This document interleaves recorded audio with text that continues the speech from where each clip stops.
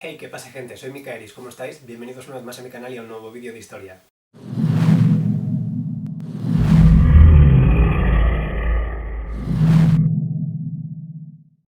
¿No os parece muy gracioso cómo era el ritmo de vida en la antigüedad?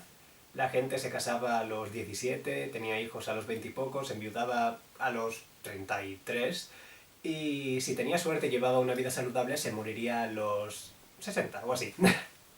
Obviamente estoy exagerando y generalizando mucho por motivos de humor, pero sí que era cierto que el ritmo de vida era más acelerado que el que llevamos ahora, y en el caso de las mujeres sobre todo se consideraba extraño si empezaban ese ciclo vital demasiado tarde. Si una mujer se casaba a los 20 y muchos, se consideraba probable que no pudiese dar hijos a su marido. Y mola porque hubo mujeres, reinas, que probaron a la gente que decía todas esas cosas, que se equivocaban y dieron herederos a los reinos en los que se habían casado. Así que bien por ellas. La cuestión es que una vez habías cumplido todos los requisitos de lo que se esperaba de ti en la vida, se te podía considerar, entre comillas, jubilado o jubilada, y sobre todo para las viudas no era extraño que si tenían una buena posición acabasen el resto de sus días en un convento, relajadas, orando y, bueno, llevando una vida de relativa paz. Es por eso que la mujer de la que vengo a hablaros hoy es tan interesante, porque mucho después de que hubiese quedado claro que su etapa como soltera de oro había terminado, siguió recibiendo ofertas, siguió recibiendo propuestas y siguió siendo considerada como una figura de vital importancia para la política de un reino. Hoy vengo a hablaros de Juana de Castilla, también conocida como Juana la Beltraneja. Esta muchacha era de sangre real, era la hija del rey Enrique IV de Castilla y su segunda esposa, Juana de Portugal. Y como la hija del rey, Juana, nuestra Juana, era vista como la futura heredera al trono, lo cual era un poco delicado, porque su padre no era demasiado popular, por múltiples motivos. Gente contraria al rey empezó a conspirar contra él, y como parte de esa conspiración se empezó a decir que Juana de Castilla no era legítima, que su padre biológico, era un hombre de confianza del rey, Beltrán de la Cueva, que había dormido con la reina. Y bueno, de ahí viene el nombre de la muchacha. Beltrán de la Cueva es el padre de la Beltraneja.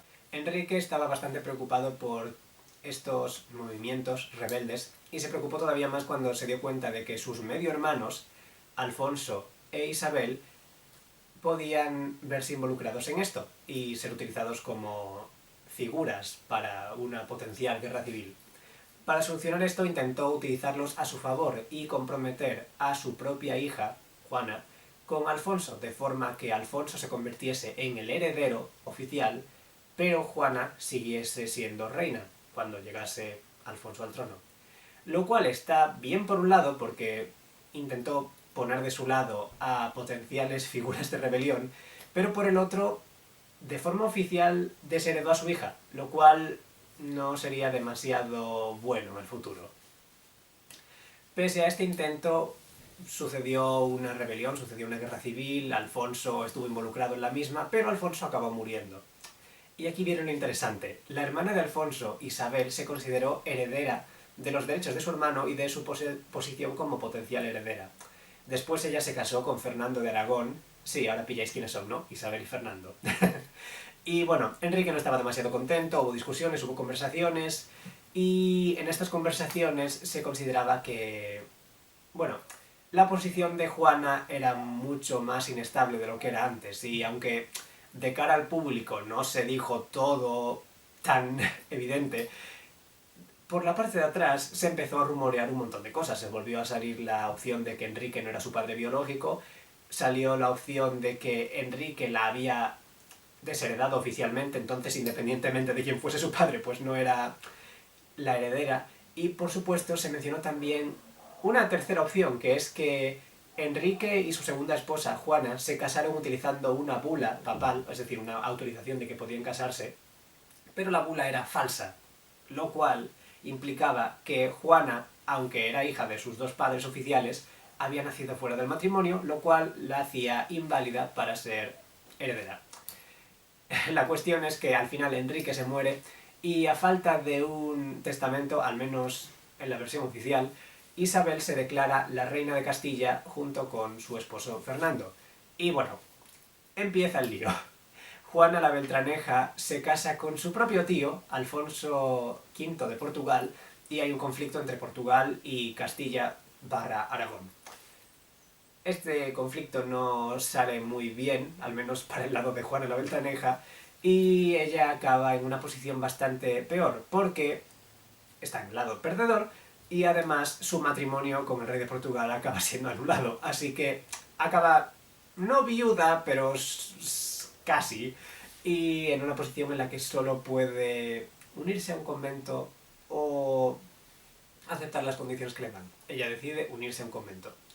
La cuestión es que incluso después de tomar los votos, eso no detiene las ofertas de matrimonio. Había varios reinos en Europa interesados en Juana la Beltraneja, Juana de Castilla.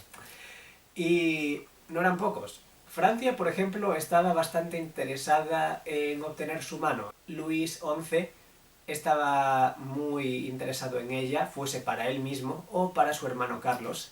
Navarra también quería vínculos con Juana, de hecho Francisco Febo, el heredero del reino de Navarra, estaba interesado en casarse con ella y, curiosamente, Francisco Febo era sobrino de Luis XI. En la propia Castilla se plantearon que Juana podría tener todavía una posición política importante y le ofrecieron, antes de unirse al convento, casarse con el hijo de Isabel y Fernando, Juan, que era un bebé. Juana decidió que no le interesaba y se fue al convento. Muchos años después, el rey de Portugal de aquel entonces, Manuel I, también planteó casarse con Juana, de hecho amenazó con hacerlo. Y lo mismo hizo en su momento Enrique VII de Inglaterra, Enrique Tudor, ese señor que estaba en una isla mucho más al norte. A esas alturas solo faltaba que el emperador del Sacro Imperio, Maximiliano I, dijese: «Hey, ¿sabéis qué? Acabo de quedarme viudo, ¿por qué no yo también?». Se casó varias veces, o sea que tuvo varias etapas de viudo. A estas alturas quizás habréis notado que Juana recibió ofertas de matrimonio durante mucho tiempo, y llegados a cierto punto era bastante obvio que Juana era una mujer mayor, ya no podría dar hijos a su marido. Entonces, ¿por qué era esto? Bien, independientemente de si Juana era o no la hija de Enrique, en el sentido más oficial seguía siéndolo. E Isabel, por si no lo habéis notado, llegó al trono de Castilla echándole un poquito de morro. Así que, durante todo el tiempo en el que Juana la Beltraneja estuvo viva, fue una figura política muy relevante, una potencial rival para los reyes católicos especialmente importante, y es por eso que tantos monarcas europeos querían casarse con ella, no por el hecho de que les pudiese dar hijos o no, aunque evidentemente en su etapa más joven habría sido lo ideal, sino por el hecho de que si ellos se casaban con Juana, cualquiera de ellos, tenían algo que decir en la península ibérica, tenían algo que decir en los reinos de Castilla y Aragón, tenían algo que decirle a los reyes católicos, que en aquel momento estaban... Bueno, ¿sabéis quiénes son los reyes católicos? Estaban surfeando la ola en su punto más alto.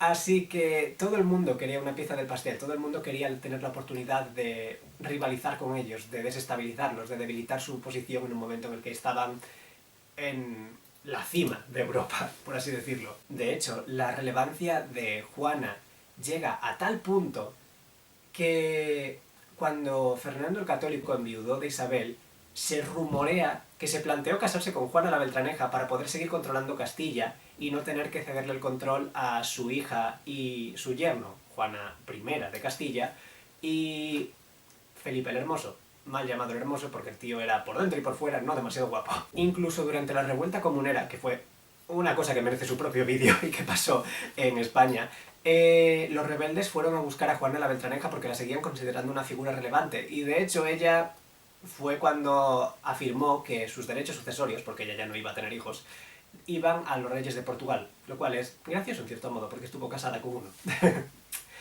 En cualquier caso, Juana murió en 1530 a la edad de 68 años, que para la época no estaba nada mal.